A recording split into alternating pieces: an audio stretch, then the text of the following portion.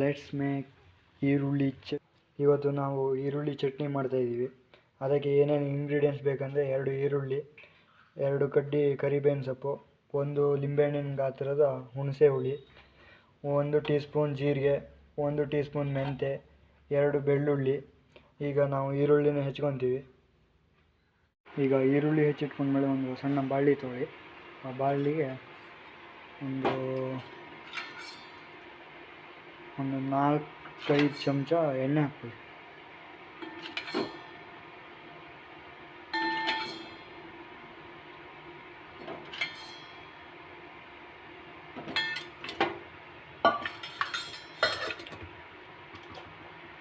ಈಗ ಹೆಚ್ಚಿಟ್ಕೊಂಡಿರೋಂಥ ಈರುಳ್ಳಿನ ಬಾಣಲಿಗೆ ಹಾಕಿ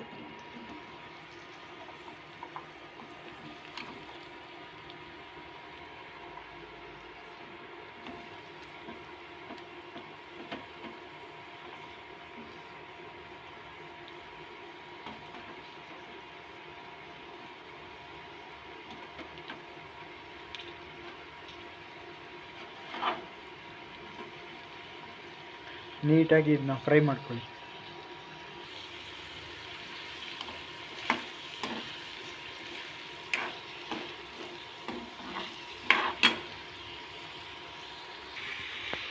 ಈಗ ಹೆಚ್ಚಿಟ್ಕೊಂಡಿರುವಂಥ ಬೇವಿನ ಸೊಪ್ಪನ್ನು ಹಾಕ್ತೀವಿ.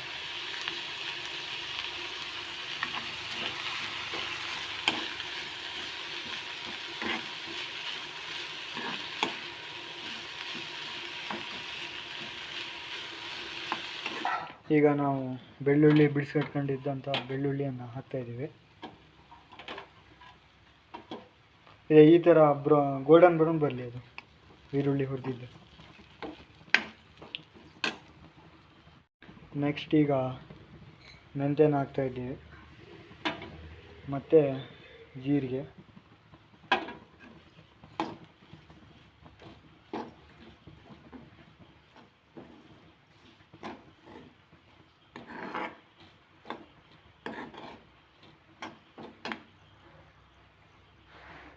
ಇವಾಗ ಹುಣಸೆಹಣ್ಣು ತೆಗೆದಿಟ್ಟಿದ್ವಲ್ಲ ಆ ಹುಣಸೆಹಣ್ಣು ಹಾಕಿ ಇದಕ್ಕೆ.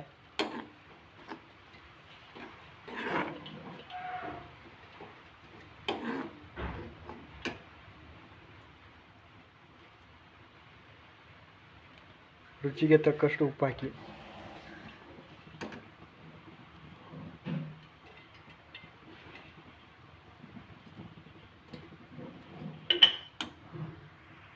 ಈಗ ಖಾರದ ಪುಡಿನ 2-3 ಚಮಚ ಖಾರದ ಪುಡಿ ಹಾಕಿ.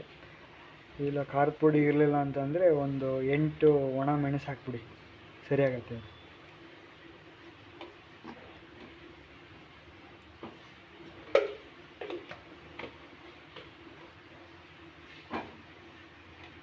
ನೀಟಾಗಿ ಕಲಿಸ್ಕೊಳ್ಳಿ.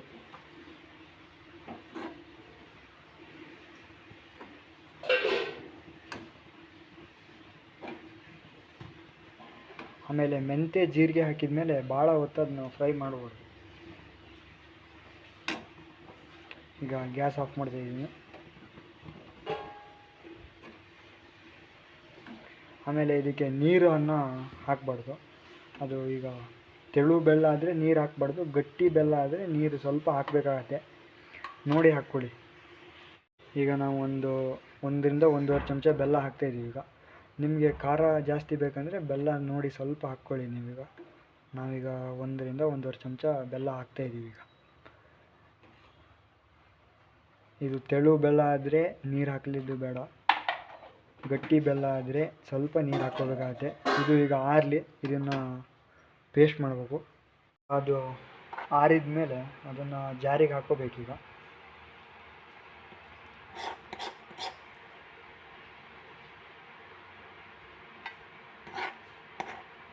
ಅದು ಪೂರ್ತಿ ತಣ್ಣಗಾಗಲಿ, ಅಲ್ಲಿ ತನಕ ನೀವು ಜಾರಿಗೆ ಹಾಕಕ್ಕೆ ಹೋಗ್ಬೇಡಿ.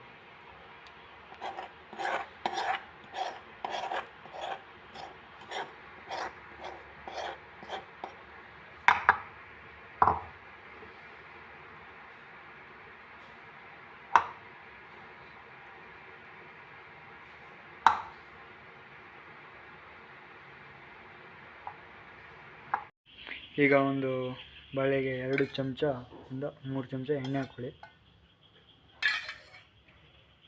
4ರಿಂದ 5 ಎಲೆ ಬೇವಿನ ಸೊಪ್ಪು ಹಾಕೊಳ್ಳಿ. ಈಗ ರುಬ್ಕೊಂಡಿರುವಂಥ ಚಟ್ನಿಯನ್ನು ಬಾಳಿಗೆ ಹಾಕಿ ಸ್ವಲ್ಪ ನಯಸ್ಸಾಗಿ ರುಬ್ಕೊಳ್ಳಿ.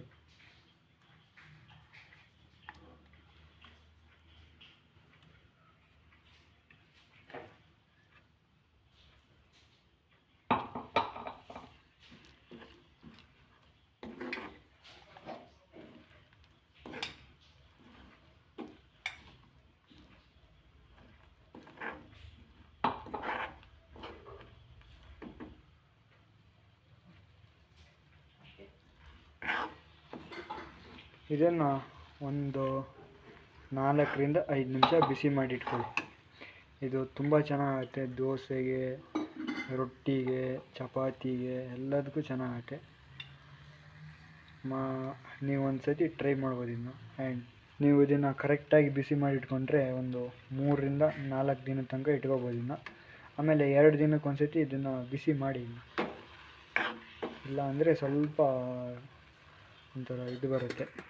Like and subscribe for more videos, and thanks for watching.